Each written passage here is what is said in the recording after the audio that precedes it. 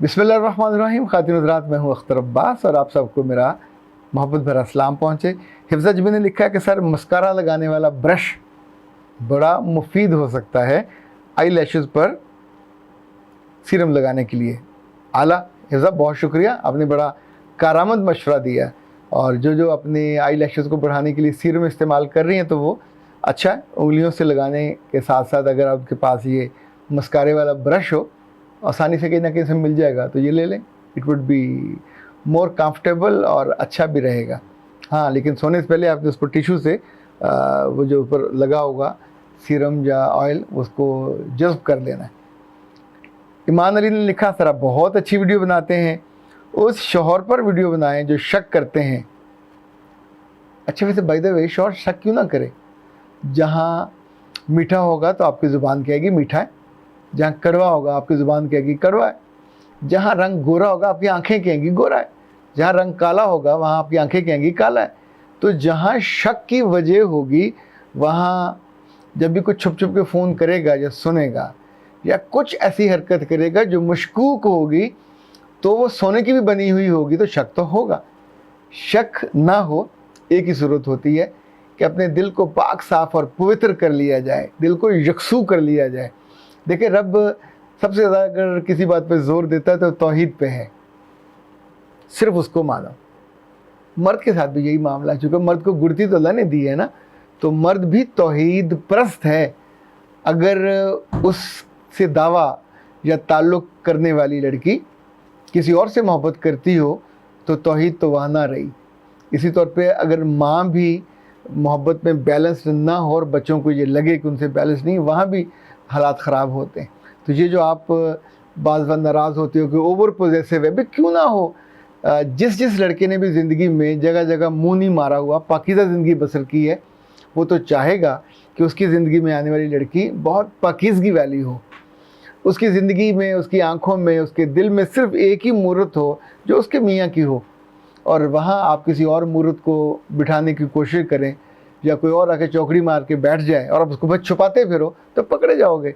इसलिए ये मत कहो कि वो शक क्यों करता है, वो तो करेगा क्योंकि शक करने के असबाब आपने पैदा किए। अच्छा जी, बिस्मिल शेख ने लिखा है कि 1 साल में अलहदगी हो गई, मगर अलहदगी के बाद अच्छा इन्होंने खुला ली है, अब तक उसको मैं भूल नहीं पाई, उसका चेहरा याद रहता है और मैं उसको अपने हाथों के प्याले में यूं करके देखती रहती हूँ। मैं क्या करूं? मर्दों को तो फिक्र नहीं होती, पर हम औरतें अपने शौहर को भूल नहीं पाती, नई जिंदगी का आगाज भी नहीं कर पाती। उसकी सारी गलतियों, बदतमीजियों और बदतहजीबियों के बावजूद मेरे दिल की डोर उससे बंधी हुई है। खातिन हज़रात, इस तरह के कई केसेस मेरे पास ताज़ा तरीन वाक़ से आया। वहाँ भी एक बच्ची ने घर वालों के जबर पे, उनके कहने पे खुला ले ली, और अब वो सारी सारी रात रोती रहती है। कहीं मियों की बदतमीज़ी, कहीं उसका हाथ उठाना, कहीं उनका इम्पोर्टेंट होना, कहीं सास वजह बनती है, कहीं उनका लालची और मीन होना वजह बनता है। कुछ केसेस में लड़के उतने बुरे नहीं होते और लड़कियां चाहती हैं कि वो टॉलरेट करके उनके साथ रहती रहें। कहीं कहीं ऐसा भी होता है कि लड़कों ने बेवफाई जैसा कोई काम किया और आपने उसमें घर वालों को इन्वॉल्व कर लिया।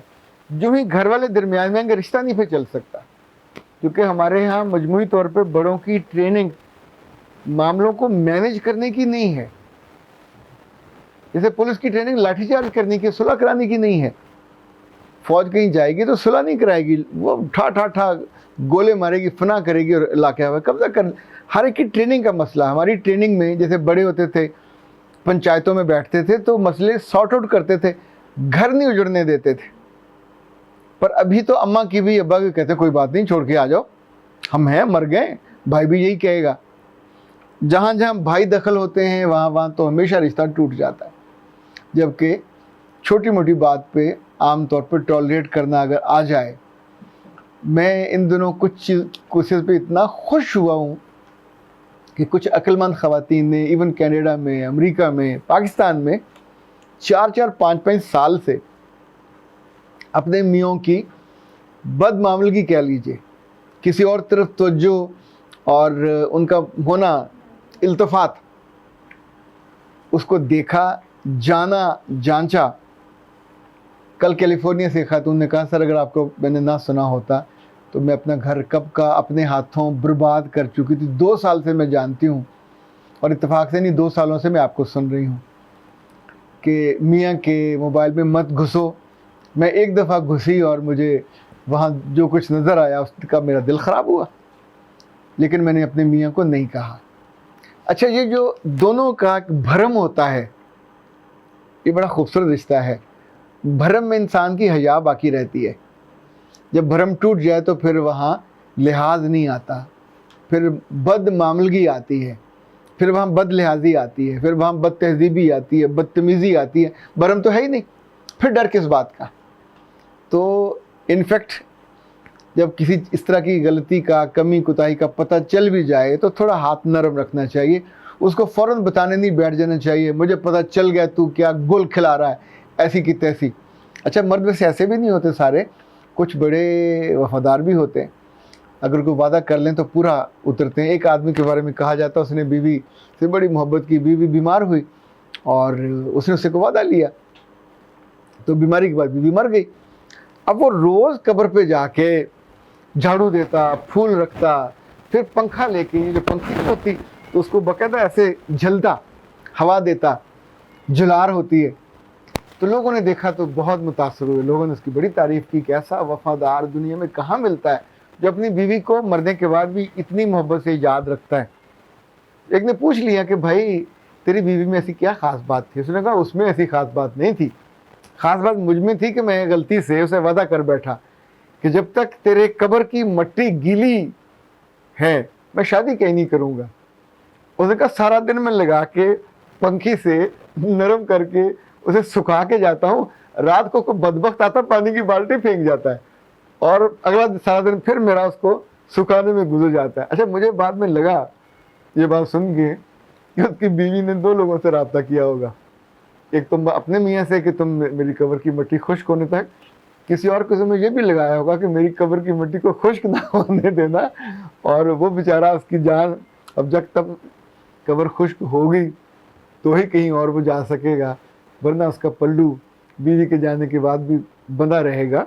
तो मर्द तो ऐसे मासूम भी होते हैं और अपनी उस बात से, उससे बंधे हुए, से जुड़े हुए, आप ऐसे मर्दों पे बेचारों पे शक करती हैं। वैसे आपको मज़े की बात बताऊं, मर्दों के बारे में जो मेरा तजज़िया है, कम से कम मेरी आपकी उम्र में तो ये ठीक नहीं होने वाले, जो आपके बेटे हैं, अगर आप अपने बेटों पे फोकस कर लें, जिन जिन चीज़ों से आपको दिक्कत है, आपका मियाँ आपकी इज़्ज़त नहीं करता, अपने बेटे को सिखाइए कि औरत की इज़्ज़त करे। आपका मियाँ आपको पैसे नहीं देता, अपने बेटे को सिखाइए कि जब तुम्हारी बीवी आए तो मेरे बच्चे जितना मर्जी कमाओ, लाखों कमाओ, करोड़ों कमाओ, उसकी जेब में कुछ ज़रूर डालते रहना, रोज़ डालना। देखिए, ये दुकानदार हैं, अपनी माओं को भी रोज़ देते हैं, बहनों को भी रोज़ देते हैं, बीवियों को भी रोज़ देते हैं, चाहे वो 100 दें चाहे 50 दें। एक खैर जो डॉक्टर हैं जो रोज़ाना प्रैक्टिस करके जाते हैं, उसमें बहुत से ऐसे हैं जो रोज़ाना उस नगद दौलत को बांट देते हैं। पैसे बचाने अच्छे हैं, पर ये बचाए हुए पैसे कभी काम नहीं आते। इनफैक्ट इन मोहब्बत के रिश्तों में औरतें सबसे ज़्यादा तड़पती हैं पैसे के लिए कि उनके पास अपने, वो उन्होंने ज़ाया करें, आग लगाए, फिर उनसे पूछे मत, उनको दे दिया करें। अपने बेटे को सिखाइए, अपने बेटे को सिखाइए लिहाज क्या होता है, अपने बेटे को सिखाइए वफा क्या होती है, अपने बेटे को सिखाइए कि बच्चों को जब पालना है तो कैसे, सिर्फ बीवी के ज़िम्मे नहीं है कि वो पाले, तुम्हें भी साथ बराबर में खड़े होना है। अपने ख़ानदान की, अपने दीन की वैल्यूज़ तुमने सिखानी है, तमीज़ तहजीब तुम्हारी बीवी सिखा दे। इनफैक्ट जितने भी गिले शिकवे हैं मर्दों से, मर्द ज़ात से, लिख लें, ये सालों से नहीं है, ये करनों से, अशरों से, सदियों से हैं। अब ज़रा कंपैरिजन ज़्यादा होने लग गया है, अब उस पर बात ज़्यादा होने लग गई है, तो आप उसको चॉक डाउन कर लें, लिख लीजिए, और फिर धीरे धीरे एक एक मसले का इंजेक्शन भरें, हल उसमें डालें और अपने बेटे को इंजेक्शन लगाते जाइए। ये टीके नहीं हैं, ये वैक्सीन वाले, ये वो टीका होगा जो बड़ी मोहब्बत से, समझदारी से प्लान करके उसकी राय को बदलने के लिए उसकी जहन में इंजेक्ट करें। हज़रात, मैंने बाज़ मर्द ऐसे भी देखे जिन्होंने ख़ानदान के कहने पे शादी की, फिर अपनी बीवी से मोहब्बत करने लगे, अच्छी लगने लगी। लड़कों के बारे में आपका गुमान है कि सब लड़के बुरे होते, तो ऐसा नहीं है। अल्लाह ने मेजॉरिटी लड़कों को पाकीज़ा रखा है, उनकी ज़िंदगी में हलाल और हराम बाकायदा कायम है। वो नाजायज़ रिश्ते नहीं बनाते, वो हराम रिश्तों में नहीं जाते। उन्होंने अपनी शादी से पहले किसी लड़की को छुआ भी नहीं होता। किसी को देखें, क्लास में बात करना, किसी के साथ कोई हेलो हाय करना, ग्रुप में काम करना, ये अफेयर नहीं है। पर आप किसी की ज़ात में इन्वॉल्व हो जाते हैं, उसके जिस्मानी तौर पे करीब हो जाते हैं, तो इनफैक्ट ये गुनाह की मंजिल में जाता है ना। तो ये बच्चे जब इनकी शादियां होती हैं, दे आर वेरी लॉयल, कुछ अपने बाप की वजह से, कुछ माँ की वजह से, कुछ ख़ानदान की वजह से, कुछ अपनी मुमकिन है दिल की कमज़ोरी की वजह से, बट भाई चॉइस होता है उनका। इनकी बीवियाँ अगर बेवफा निकल आएँ तो फिर उनको रखते नहीं हैं। ये शुरू में कुछ टॉलरेट करते हैं, फिर उन्हें अंदाज़ा हो जाए कि इसका दिल कहीं और लगा हुआ है। मैंने इनको भी अपनी बीवियों को फारग करने के बाद, रुखसत करने के बाद रोते और बिलखते देखा है। वफ़ा में सिर्फ़ किसी एक ही अजारादारी नहीं है, बात बहनें भी बहुत वफ़ा करती हैं, बात भाई भी वफ़ा में कमी नहीं आने देते। अगर माँ वफ़ादार होती है तो बाप भी कम वफ़ादार नहीं होता। पर मैं तो लड़के और लड़कियों की बात कर रहा हूँ।